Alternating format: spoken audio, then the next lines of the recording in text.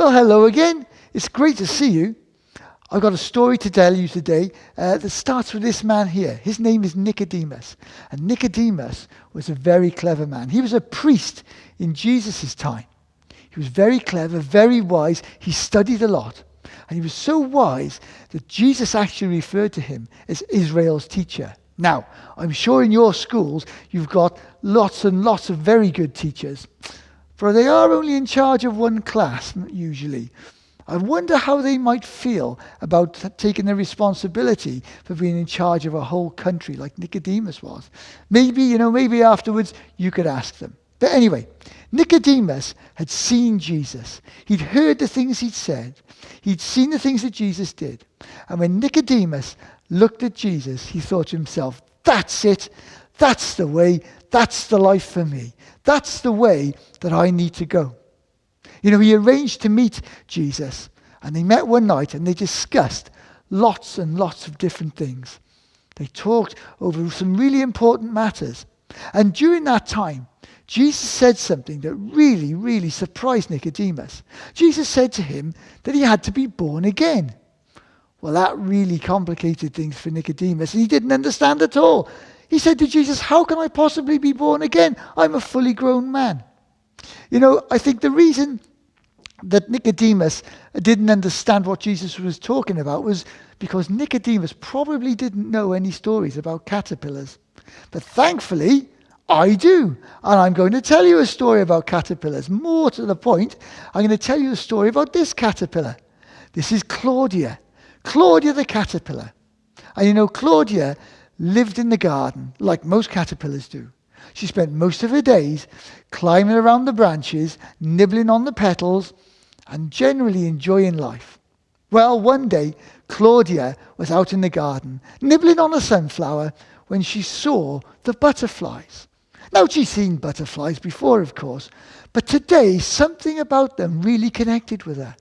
She looked at them, flying around, fluttering around, winging their way around the garden, and she thought to herself, wow, look at them go. I really want to fly too. I really feel I should fly. That looks like just the life for me. Well, Claudia was a very determined caterpillar. She told her friends, all the other bugs, what she was going to do. They said to her, Claudia, don't be so stupid. You're not a butterfly. You're a caterpillar. You can't fly. But Claudia was determined.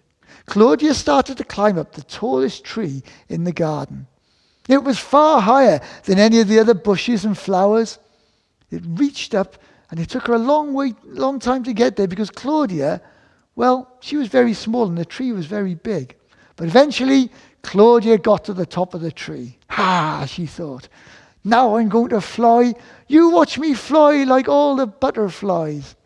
Well, Claudia got herself into position. Here I go, she said. Watch me fly. Oh, ow, said Claudia. That hurt.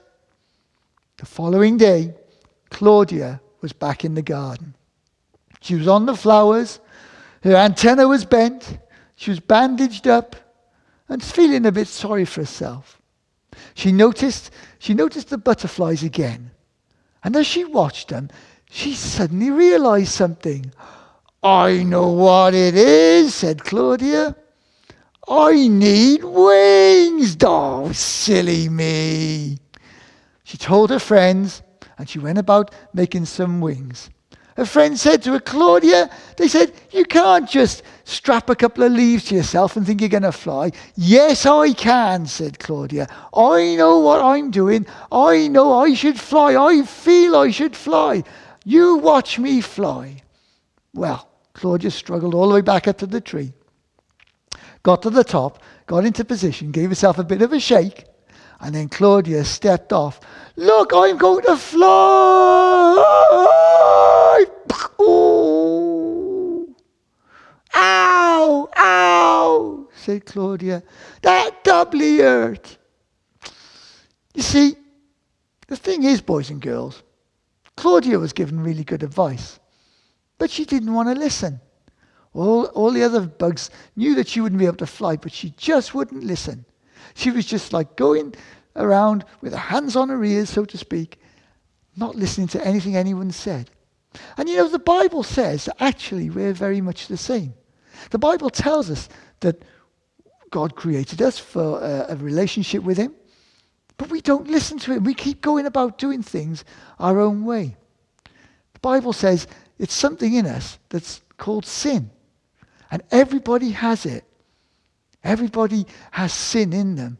We all stop listening to God. We're like, no, God, I'm not going to listen to you. And we go and do our own things. And because of that, we're cut off from God. The Bible tells us there was only one person that never had any sin. There was one man that was perfect, and that was Jesus. And when Jesus died on the cross, he was being punished. Now you might think there, hang on, Kevin, you just said that Jesus never did anything wrong. So how could he be punished? We'll come back to that. You see, back in the garden, Claudia was feeling quite sorry for herself. She was doubly bent, doubly bandaged, but it was at this point she remembered God. Well, God, why is it I can't fly? She said to herself. Well, she said to God, really. She basically started talking to God. It's what we call praying. God, why can't I fly? I really feel I should fly. Yeah, I really want to fly. Well, God decided to answer Claudia's prayer. God always answers our prayers, boys and girls. He doesn't always answer them straight like that. And he doesn't always give us the answers that we want. Because you see, God knows best. He sees the bigger picture of where we're going in life. And he does what's right for us. But on this particular day, God decided to answer Claudia. And he encouraged Claudia to get back up that tree. Oh, you watch now. I'm going to fly. God's going to make me fly. I'll show him, said Claudia. Claudia eventually got to the top of the tree. But rather than lifting Claudia into the air, God flipped her under the branch and started to build a cocoon round her. Hey, God, what you doing? Said Claudia. What are you doing? I thought I was going to fly. Hey, I don't like this. But God just carried on because God knew best. God carried on and made a whole cocoon around Claudia. Claudia wasn't happy at all. She kicked and she screamed, God, let me out. I don't like this. I just wanted to fly. She kicked and screamed until she wore herself out and fell asleep. Claudia slept for the rest of the day and all night. And the next day and the next night. And so on until eventually it was time for Claudia to wake up. Oh, she thought when she woke up. Oh, I'm in this cocoon. I got to get out of this cocoon. Oh, I don't like it here. Claudia kicked and screamed and bashed and eventually broke her way out of the cocoon. She hopped up onto the branch. There she was. Good old Claudia. Only this time, it wasn't good old Claudia. It was great new Claudia. Wow. She didn't realize at first. She thought, oh, I better stretch my legs. So she did. She stretched all 6 of them. Oh. And then she decided to really limber up. And that's when she heard whoosh, whoosh, whoosh. Wow, what's that noise, thought Claudia. She looked up, and there she saw 2 beautiful wings. Wow, thought Claudia. Is it real? Can I fly? I went into the cocoon like a caterpillar, and I've come out a butterfly. Wow, I've been transformed. It's like I was born again. Well, Claudia decided to give it a go. She flapped her wings. Whoosh, whoosh. She took off and flew around the garden. She joined all the other butterflies, fluttering around, flying around, winging their ways around the garden. Look at me, said Claudia. Look at me. I'm flying. I always knew I should fly. I always wanted to fly. I knew this was the thing for me. Now I can do everything in life that I'm supposed to be. Well, Claudia was very happy. I know this brings me back to what I was saying about Jesus in many ways. You see, remember I said that Jesus was being punished on the cross, even though he hadn't done anything wrong. Well, boys and girls, what the Bible tells us is the reason he was being punished was because Jesus, believe it or not, took our sin on himself. Can you imagine that? Jesus died to be punished for the things that we've done, the things that I've done, things that you've done. He paid my punishment and he paid yours. That's what he was doing, dying on the cross. But more than that, what the Bible says is that actually he took our sin on himself. And the Bible says he became sin for us. But it also says that when he took our sin on himself, he did something amazing. He gave us his righteousness, his goodness. Wow, that's an amazing thing, isn't it? And I think it was about the time he did this that Nicodemus must have started to realize what Jesus had meant. I think Nicodemus had seen Jesus being crucified, because what the Bible tells us is that actually it was Nicodemus and a couple of other people that took Jesus off the cross. They took him off the cross and they buried him. But when they say buried him, they put him in a tomb. But before they did that, what they did was they wrapped him up in special burial bandages that they had. And then once they'd done that, they used a special ointment to make sure that all of the bandages bound together and became really hard. It would have been like a cocoon. And then they put him in the tomb. Nicodemus would have seen Jesus very much alive beforehand and very much dead. But what the Bible tells us, of course, is that Jesus didn't stay dead.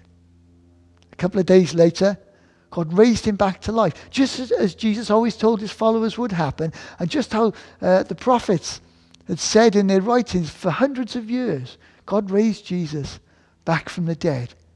And he wasn't just the same as he was before. He had a more perfected body. And the people like Nicodemus, people that saw him very much dead, in the weeks that followed, they saw him very much alive. They spent time with him. And a lot of them actually saw him go back into heaven. And so Nicodemus must have understood at that point,